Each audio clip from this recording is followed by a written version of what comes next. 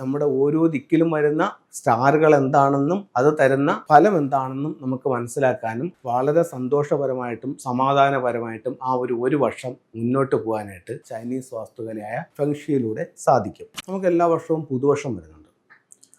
അപ്പം പുതുവർഷം വരുമ്പോൾ ഇപ്പോൾ ഒരു ദിവസം തന്നെ നമ്മൾ ഇന്നലെ വൈകിട്ട് നമ്മൾ കുളിച്ച് ഫ്രഷായിട്ട് കിടന്നുറങ്ങി, ഇന്ന് രാവിലെ എണീറ്റു, വീണ്ടും നമ്മൾ കുളിച്ച് ഫ്രഷായിട്ടാണ് വീണ്ടും നമ്മൾ പുതിയൊരു ദിവസത്തിലേക്ക് കടക്കുന്നത് എന്ന് പറയുന്നത് പോലെ എല്ലാ വർഷവും നമ്മൾ ഒരൊറ്റ ദിവസത്തെ പരിപാടിയേ ഉള്ളൂ. ആ വർഷം വീട്ടിൻ്റെ ഓരോ ദിക്കിലും വന്നിരിക്കുന്ന ആനുവൽ സ്റ്റാർ നമ്പറുകൾ ഏതാണ്, അത് നമ്മളെ ഏത് രീതിയിൽ സ്വാധീനം ചെയ്യുന്നു, അതിൽ ഗുണമുള്ളത് ഏത്, ദോഷമുള്ളത് ഏത്, അതിനെ നമുക്ക് എങ്ങനെ ഒഴിവാക്കാം എന്നുള്ള ഒരു ഇത് കണ്ടുപിടിച്ചിട്ട് അതനുസരിച്ച് നിങ്ങൾ ആ വീടൊന്ന് കറക്റ്റ് ചെയ്ത് നോക്കിയാണ് വളരെ സന്തോഷപരമായിട്ടും സമാധാനപരമായിട്ടും ആ ഒരു വർഷം മുന്നോട്ട് പോകാനായിട്ട് ഫെങ്ഷിയിലൂടെ സാധിക്കും. അടുത്ത വർഷവും നിങ്ങൾക്ക് ഇതുപോലെ കറക്റ്റ് ചെയ്യാം. അപ്പോൾ നേരത്തെ കൂട്ടി നമ്മുടെ ഓരോ ദിക്കിലും വരുന്ന സ്റ്റാറുകൾ എന്താണെന്നും അത് തരുന്ന ഫലം എന്താണെന്നും നമുക്ക് മനസ്സിലാക്കാനും അതിനുള്ള പരിഹാരങ്ങൾ ചെയ്യാനും ചൈനീസ് വാസ്തുകലയായ ഫെങ്ഷിയിലൂടെ സാധിക്കും. 2025 നമുക്ക് ചെയ്യാവുന്ന ചില കാര്യങ്ങൾ ഒരുപാട് ആൾക്കാർ ചെയ്തു കഴിഞ്ഞു. ഇപ്പോൾ നമുക്ക് വർഷവും തീരാറായി. നിങ്ങൾ ഇതുവരെ ചെയ്തിട്ടില്ലെങ്കിൽ ഇനിയെങ്കിലും നിങ്ങൾക്ക് ജസ്റ്റ് ഇതൊന്ന് ചെയ്യാം. അപ്പോൾ ഒരു വീടിനെ സംബന്ധിച്ചിടത്തോളം വീടിൻ്റെ 8 ദിക്കിലായിട്ടും 8 നക്ഷത്രങ്ങളും മധ്യഭാഗത്തൊരു നക്ഷത്രം, അങ്ങനെ 9 നക്ഷത്രങ്ങൾ വന്നിട്ടുണ്ട്. അപ്പോൾ ഇവിടെ നമുക്ക് ചെയ്യേണ്ടത് അത് ഏറ്റവും മോശകരമായിട്ടുള്ളൊരു നക്ഷത്രം വന്നിരിക്കുന്നത് വടക്ക് കിഴക്കാണ്. അവിടെ എത്ര വന്നിരിക്കുന്നു? 5 വന്നിരിക്കുന്നു. 5 എന്താണ്? ടോട്ടൽ ലോസ് ആണ്. അപ്പം നമുക്ക് വടക്ക് കിഴക്ക് ഭാഗത്ത് എന്ത് മുറിയാണെന്ന് നോക്കാം. അവിടെ നമുക്കൊരു ബെഡ്റൂമാണ്. അപ്പോൾ അങ്ങനെയാണെങ്കിൽ 5 എലമെന്റ് പഗോഡ എന്ന് പറയുന്ന ഒരു ടൂള് ഈ ബെഡ്റൂമിനകത്ത് വയ്ക്കണം. എന്നിട്ട് ഇതിനകത്ത് red, orange, pink, yellow, brown, green എന്നീ നിറങ്ങൾ ഒഴിവാക്കണം എന്ന് പറഞ്ഞാൽ ബെഡ്ഷീറ്റ്, കർട്ടൻ, മാറ്റ് എന്നിവ ഈ നിറങ്ങൾ ഒഴിവാക്കണം.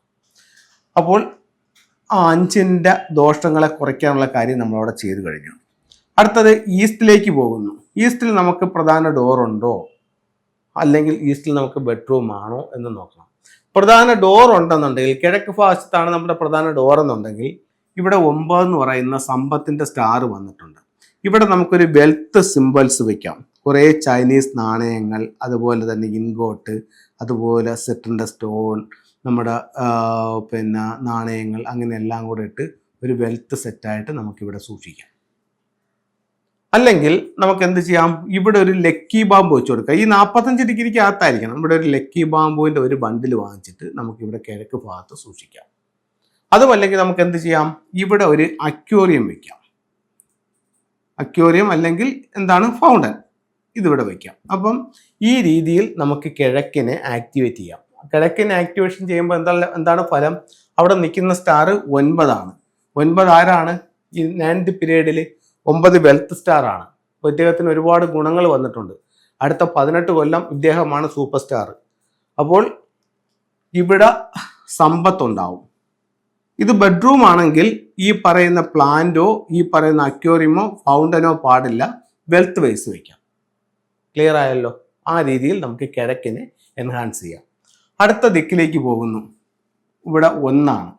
ഇവിടെ നമുക്ക് പ്രധാന ഡോർ ആണെന്നുണ്ടെങ്കിൽ ഇവിടെ നമുക്കൊരു 6 റോഡ് വിൻചെയിൻ കൊടുക്കാം. ഇത് നമുക്ക് തൊഴിൽപരമായിട്ട് ഗുണം ചെയ്യുന്ന നക്ഷത്രമാണ്.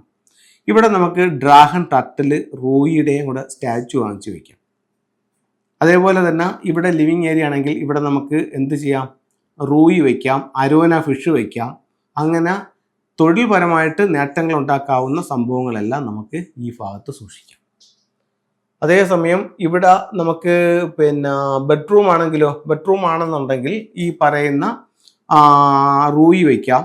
അതേപോലെ തന്നെ നമുക്ക് മെറ്റൽ എനർജി കൊടുക്കുന്ന രീതിയിലുള്ള വെൽത്ത് സിംബൽസുകൾ നമുക്ക് വയ്ക്കാം. അങ്ങനെ ഇതിനെ എൻഹാൻസ് ചെയ്യാം. അതേസമയം സൗത്തിൽ നിൽക്കുന്ന സ്റ്റാർ ഏതാണ്? 6 ആണ്. അപ്പോൾ 6നെ സംബന്ധിച്ചിടത്തോളം 6ന് 2 സ്വഭാവമുണ്ട്. ചിലർ ഇതിനെ നല്ല പ്രോസ്പെരിറ്റി ഉള്ള സ്റ്റാർ ആയിട്ട് കാണുന്നുണ്ട്, ചിലർ ഇതിന് ഒരു നെഗറ്റീവ് സൈഡ് കാണുന്നുണ്ട്. ഇപ്പോൾ ഇതിലൊരു നെഗറ്റീവ് സൈഡ് എന്ന് പറയുന്നത് 6 നിൽക്കുന്ന സ്ഥലത്ത് ടെൻഷൻ ആയിരിക്കും. ഇപ്പോൾ 6 എന്താണ്? ഒരു ടെൻഷൻ ഉണ്ടാക്കുന്ന സ്റ്റാറാണ്. അതേസമയം 6 നിൽക്കുന്ന സ്ഥലത്തെന്ന് പറയുന്നത് ഈശ്വരാനുഗ്രഹമുള്ള ഒരു നമ്പറായിട്ടും ആ വീട്ടുകാർ കൂടുതൽ ഈശ്വരഭക്തിയിലേക്ക് പോകുന്നതായിട്ടും കണക്കാക്കുന്നുണ്ട്. അപ്പോൾ 6-ന് 2 സ്വഭാവങ്ങളുണ്ട്. ഒന്ന് ടെൻഷനാണ്, ഒന്നെന്ന് പറയുന്നത് ഒരു ഡിവൈൻ സ്റ്റാർ ആണ്.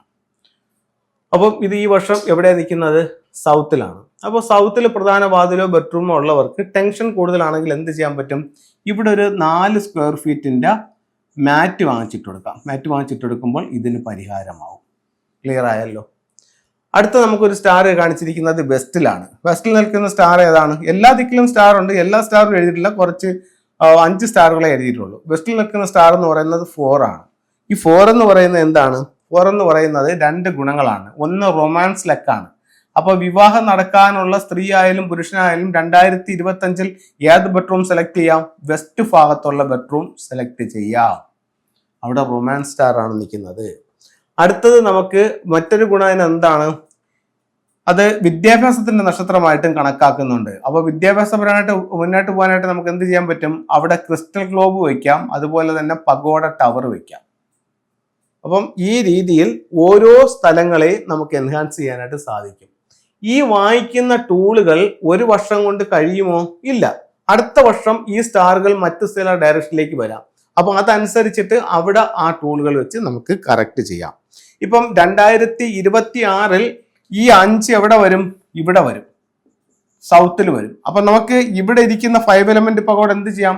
ഇവിടെ കൊണ്ടുവന്ന് വെക്കാം. അപ്പം ഇത്തരത്തിൽ ഓരോ വർഷവും വരുന്ന ആനുവൽ സ്റ്റാറുകളെ ബേസ് ചെയ്തുകൊണ്ട് നമുക്ക് അതിന്റെ പരിഹാരം ചെയ്യാനായിട്ട് സാധിക്കും. ഇത് ഒരു മണ്ടേരിയൻ ഡെക്സ് ആണ്. ഇപ്പൊ നമ്മൾ 4 എന്ന് പറഞ്ഞൊരു സ്റ്റാർ ഉണ്ട്. അപ്പൊ അതൊരു റൊമാൻസിലൊക്കെയുള്ള സ്റ്റാർ ആണ്. അതിനെ എൻഹാൻസ് ചെയ്യാനായിട്ട് എന്ത് ഉപയോഗിക്കാം? ഈ മണ്ടേരിയൻ ഡെക്സ് ഉപയോഗിക്കാം. അതേ സ്ഥലത്ത് തന്നെ നമ്മൾ മറ്റൊരു ടൂള് പറഞ്ഞു. എന്താണ്? നമ്മൾ 4 പറഞ്ഞു. അവിടെ നമുക്ക് എഡ്യൂക്കേഷനാണ് താല്പര്യമെങ്കിൽ ഈ പഗോഡ ടവർ വെച്ചുകൊണ്ട് അതിനെ ആക്ടിവേഷൻ ചെയ്യാം. നമ്മുടെ ആവശ്യം എന്താണോ അതനുസരിച്ചിട്ടുള്ള ടൂളുകൾ ഉപയോഗിക്കാവുന്നതാണ്. ഇപ്പൊ നമുക്ക് ഒരുപാട് ടൂളുകളുണ്ട്. എല്ലാ ടൂളുകളും കൂടെ ഒരു ദിക്കിൽ വാങ്ങിച്ചു വയ്ക്കേണ്ട കാര്യമുണ്ടോ? ഇപ്പൊ വെൽത്തിനെ സംബന്ധിച്ചിടത്തോളം നമുക്ക് ഇവിടെ തന്നെ 3-4 ടൂൾസ് ഉണ്ട്.